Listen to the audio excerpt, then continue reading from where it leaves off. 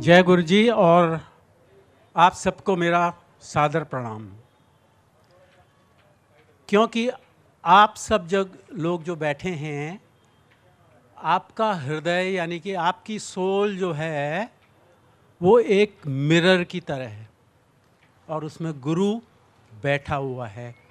केवल उसको रियलाइज करने की यानी कि उसको फील करने की, उसको अपने अंदर अनुभव करने की ज़रूरत है। यही गुरु जी कहा करते थे। गुरु जी कहा करते थे कि किथे जाण दी लोड़ ही नहीं है, रब तो तुहाडे अंदर बैठा है। तो रब कब अंदर बैठेगा आपके? रब के लिए देखिए यहाँ पर रब बैठा हुआ है। क्यों बैठा हुआ है? क्योंकि जगह साफ सुथरी है। तो गुरु जी कहते थे तुहाडे अंदर बैठा है। किवें बैठूगा? जदों ये तुहाडा अंदर वाला काम यानी कि सोल साफ सुथरी होगी। तो एक तो ये गुरु जी कहा करते थे। दूसरा, जैसा कि अभी आप लोगों ने वो सुना होगा जो रिकॉर्डेड वर्जन था, तो उसमें जो एक चीज़ मैं कहना चाहता हूँ आपको, जो गुरु जी अक्सर कहा करते थे, भांडा साफ करो, भांडा साफ करो। यानी कि कोई लोटा लेके आता था तो गुरु जी कहते थे साफ करो इन्नू। भांडे का मतलब क्या है? वही चीज़, दोबारा वही चीज़ आ जाती है कि अपना अंदर साफ होना चाहिए। अगर भांडा साफ नहीं होगा तो गंदे बर्तन में अगर आप दूध लोगे तो वो दूध फट जाएगा, वो दूध फिर दूध नहीं रहेगा। इसलिए जब भांडा साफ होगा, गुरु अंदर बैठेगा, अमृत अंदर बरसेगा, आपका कल्याण होगा। गुरु जी अक्सर मेरे को बोलते थे अनाउंस कर, जाके अनाउंस कर, मोबाइल गड्डी तो छट के आओ। क्योंकि होता क्या था, जब मोबाइल बजता था और गुरुजी अपने सिंहासन पर बैठ के वो सब संगत जो बैठी हुई होती थी उनकी तरफ उनका टोटल कंसंट्रेशन होता था, यानी कि अपनी ब्लेसिंग्स बिखेर रहे होते थे। तो क्या होगा, अगर आप कहीं मोबाइल में बात कर रहे हो और 3-4 आदमी और भी बात कर रहे हो तो आपको ठीक सुनाई नहीं देगा, क्योंकि आपके रिसीवर में इंटरफेरेंस हो रही है। तो गुरु की ब्लेसिंग्स आपके अंदर नहीं जाएंगी। और अभी यही चीज़ वो जो एक दिखाया गया था यहाँ पे गाइडलाइंस कि कैसा कंडक्ट होना चाहिए, तो गुरु जी कहा करते थे संगत नू के मोबाइल छट के आवांगे गड्डी ते। और गुरु जी कहा करते थे लोकां नू कहो, संगत नू कहो, लंगर खाण दे बाद सीधे घर जाण, जे नहीं जाणगे तो ब्लैसिंग्स फिर इत्थे ही रह जाणगियां।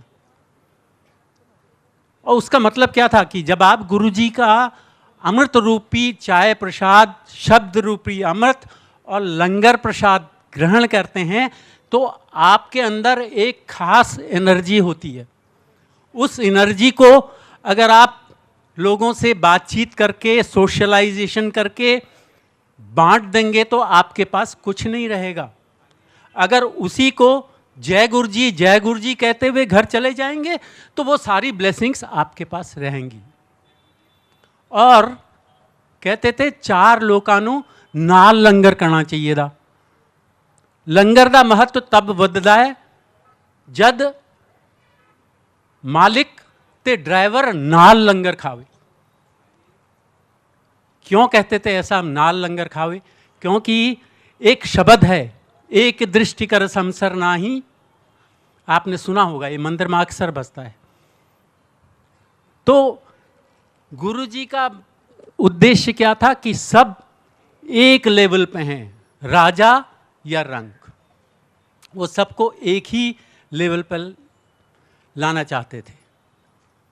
तो ये गुरु जी की कुछ बातें जो अक्सर क्योंकि मुझे एक ऐसा अनुभव हुआ जो शायद मैं बहुत किस्मत वाला था कि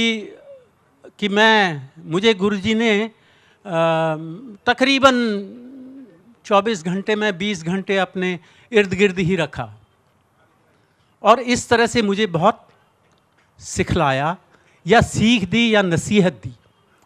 ये मेरे किन कर्मों का फल था, ये तो गुरु जी ही जाने, मैं नहीं जान सकता इसके बारे में, पर मुझे ये सौभाग्य जरूर प्राप्त हुआ। तो जालंधर में जब कभी गुरु जी को बाहर लेके जाता था अपनी गाड़ी में, तो मेरी गाड़ी को उस टाइम पे मेरे पास फिएट थी, गुरुजी उसको घें कहा करते थे, जोशी की घें आ गई। तो गुरुजी जब लेके गए तो गुरुजी ने एक ही बार बोला मेरे को, एक गुरु नू मन्ना हुंदा है ते एक मंगना हुंदा है, जे मंगोगे तो मिल जूगा, जे मन्नोगे तो मंगण दी लोड़ ही नहीं। फिर गुरु आप जो आपके लिए ठीक है वो आप दिए चले जाएगा, केवल आपने सरेंडर करना है। सरेंडर करने का मतलब है जो कुछ भी नियम अभी बताए गए हैं उनका पूर्ण रूप से अनुसरण, यानी कि उसको फुल्ली फॉलो करें। जो कुछ भी कहा गया है, चाय प्रसाद पूरा ग्रहण करना है, लंगर पूरा ग्रहण करना है, मोबाइल गाड़ी में छोड़ के आना है या उसको स्विच ऑफ करना है, तो इस तरह से, और सेवादार ने जो बतलाया, जिस तरह से बतलाया वैसे गाड़ी खड़ी करनी है। ये सब कुछ बातें अभी बतलाई गई, जो भी बातें बतलाई गई उनका अनुसरण, वही गुरु जी के लिए आपकी श्रद्धा है। वरना आप आएंगे, भांडा खाली लेके आएंगे, भांडा खाली जाएगा। अगर इन सब चीज का अनुसरण करेंगे तो भांडा खाली होगा, भांडा भर के लेके जाएंगे। तो मैं केवल, क्योंकि मैं इन चीज़ों की मुझे बड़ा अच्छा लगा वो सुन के, और उसमें वही बातें जो हैं, जो अभी दिखाया गया, अभी जो कुछ बतलाया गया, वही बातें गुरुजी हमेशा कहा करते थे। और गुरुजी कहा करते थे, ए शब्द जड़े ने ट्यूशन हैंगे रे। ट्यूशन, ट्यूशन का मतलब क्या होता है? बच्चा जब पढ़ने जाता है तो मास्टर उसे बतलाता है तूने किन चीज़ों पे ध्यान देना है, 2 × 2 4 में कौन सी गलती हो सकती है। तो वही चीज़ शब्द सिखलाते हैं और कुछ नहीं सिखलाते शब्द, बशर्ते आप शब्द को सुनो और एक संगत में आके एक शब्द की एक लाइन अपने ऊपर चरितार्थ कर लो तो कल्याण हो गया। फिर गुरुजी की ब्लेसिंग आप अपने भांडे में भर के लेके गए। यही गुरुजी, और गुरुजी इसको बड़े अनअज्यूमिंग वे में कहते थे। अनअज्यूमिंग वे का मतलब क्या है? बड़े साधारण तरीके से, मजाक मजाक में कह जाएंगे। पर महापुरुषों के वचन जो ऐसे होते हैं, महापुरुष के मुंह से कुछ भी निकल गया। अगर महापुरुष ने कह दिया कि 12 ज्योतिर्लिंग की ताकत मैंने इस मंदिर पर रखी है, तो कुछ लोग ये समझने लगते हैं कभी कभी कि अरे यार क्या बात कर रहे हैं। महापुरुष के मुंह से वचन निकल गया, इसका मतलब 12 ज्योतिर्लिंगों की शक्ति वहाँ पे है। इस मंदिर के साये से भी जो गुजर गया उसका कल्याण। और कभी कभी जब गुरुजी अपने भौतिक रूप में थे, कुछ लोग लेट आते थे, तो गुरुजी कहा करते थे, अब मैं महापुरुष के वचन की वो बतला रहा हूँ क्या इंपॉर्टेंस है और क्या मीनिंग था उसका। वेले हो गए, आओ फिर लंगर करो। महापुरुष ने कह दिया वेले हो गए, आओ तो लंगर करो। इसका मतलब क्या है? आपने जब सब दुनियादारी का काम कर लिया, उसके बाद आपको याद आई गुरु की, चलो गुरु के हो आते हैं, उत्थे चाह भी मिलनी ते लंगर भी मिलना, लंगर छक के आ जाओगे वापस। फिर क्या मिला? वो शब्द रूपी अमृत तो आप मिस कर गए ना, नहीं मिला वो अमृत। चाय प्रसाद 9 बजे बंद हो गया तो वो चाय प्रसाद नहीं मिला। फिर तो आपने खाना खाया, लंगर भी नहीं खाया। तो टाइम की ये अहमियत है, समय की अहमियत है, इसको जानना बहुत बहुत ज़रूरी है और आशा है आप सब लोग इसको फॉलो करेंगे। अब मैं केवल एक इंस्टेंस सुनाऊंगा क्योंकि समय की कमी है। शर्मा जी मेरे बगल में खड़े हैं, इसका मतलब समय हो गया है। मैं केवल एक वाकया सुनाऊंगा। वो ऐसा था कि मैं एनएसजी में एक ग्रुप कमांड कर रहा था, तो मेरे डीजी का इंस्पेक्शन था, क्योंकि मेरे खिलाफ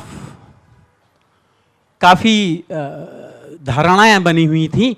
तो डीजी ने उन धारणाओं की पुष्टि करने के लिए मेरे यूनिट का इंस्पेक्शन रखा। यूनिट की बहुत अच्छी तैयारी हुई। जब आखिरी दिन था इंस्पेक्शन का, तो जब मैं नेताजी नगर से चला मानेसर की ओर, तो धुआंधार बारिश शुरू हो गई। और मैं मन ही मन सोच रहा था मेरे लड़कों की ये मेहनत बेकार चली गई, क्योंकि इतनी मेहनत की, गेरू लगाया, चूना लगाया जैसा कि फौज में होता है, और ये सब धुल गया अभी। और जब मैं मानेसर अपने यूनिट के गेट पर पहुंचा तो वहां एक बूंद पानी भी नहीं था। 2 घंटे डीजी यूनिट का इंस्पेक्शन करके गया और बोल के गया कि बाकी भी ग्रुप कमांडर्स को बोलो कि इस यूनिट को आके देखें कि यूनिट कैसे मेंटेन होती है। और मेरे यूनिट का इलाका तकरीबन 1 किलोमीटर डायमीटर का था। उस इलाके को छोड़ के मानेसर में पूरे गैरिजन में बारिश हो रही थी। बहरहाल मैं भी खुश, डीजी भी खुश, मेरे बच्चे भी खुश, मेरे अफसर भी खुश। शाम को गुरुजी के दरबार में, और जैसे ही मत्था टेका गुरुजी ने बोला, ते की कहंदा डीजी। अब सोचिए ये क्या था? ये गुरु की छतरी थी जो कि मेरे यूनिट के ऊपर खुल गई थी। तो गुरु को आप बतलाएं ना बतलाएं, गुरु के लिए अगर आपका समर्पण है तो गुरु की नज़र में आप हमेशा हैं, बशर्ते आप गुरु को याद करें या ना करें। गुरुजी मेरे से हमेशा करते थे, क्योंकि ये श्लोक मेरे दिमाग में आया था जब गुरुजी मेरी यूनिट में जलंधर में आए थे। तो मैं वो श्लोक सुना के ख़त्म करूँगा यहाँ पे, क्योंकि गुरुजी के सत्संग का वर्णन करना बहुत मुश्किल है। हर क्षण, हर पल, पैदा होने के साथ जब तक ये है, शरीर है या ये आत्मा है, तब तक गुरु का सानिध्य है। गुरु अपने पास रखेगा, आप गुरु को आप भले ही भूल जाओ। तो गुरु कहा करते थे, तो वो श्लोक है, असति गिरि समम स्यात् कज्जलम सिंधु पात्रे सुरु तरवर शाखा लेखनी पुत्र मुर्वी लिखित यदि गृहीत्वा शारदा सर्वकालम तदपि तव गुणानामीश पारम्य आती। इसका मतलब है, ये महिमन स्तोत्र का एक ऋचा है।